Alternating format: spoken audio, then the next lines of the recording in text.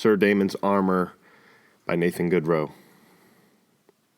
At the Glenview Renaissance Festival, Carl is not an engineer, but Sir Damon of Elborg, royal knight in love with Queen Asmara.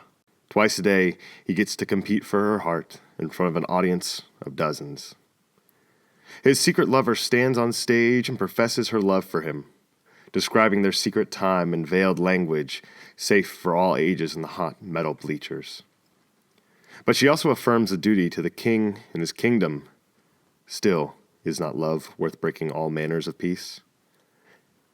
And so, with my love on the line, my two destinies must face off in a duel to win my hand and determine the fate of Gaynor.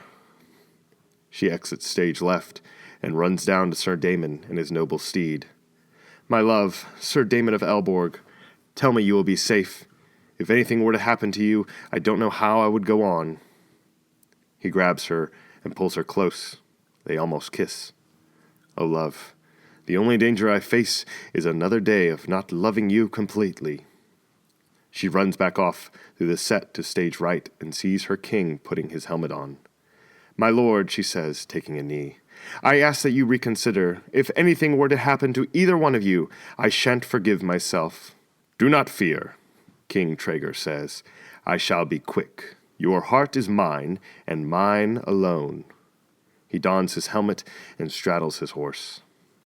A week ago, Carl and Danielle were going back to the bus stop after putting away their costumes for the night. She asked where he learned all the Latin he had taught the kid running the translation workshop. My dad was into it and would give lessons in Latin and Greek at the dinner table. I couldn't get away.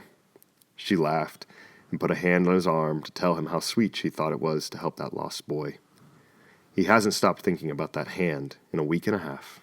Now, good people of Gaynor, cheer for whom you wish to see victorious. Do you want Sir Damon? A few claps and cheers. Or do you want King Traegor? Sometimes quieter, sometimes the same. The audience never seems to care. They talk through it or come in halfway with armfuls of beer.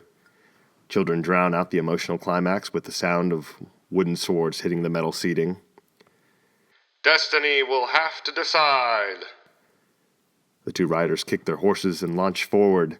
They stick their lances out and brace for the moment of contact when one or the other or neither is left atop their horse. Win or lose, Queen Asmara becomes Danielle again.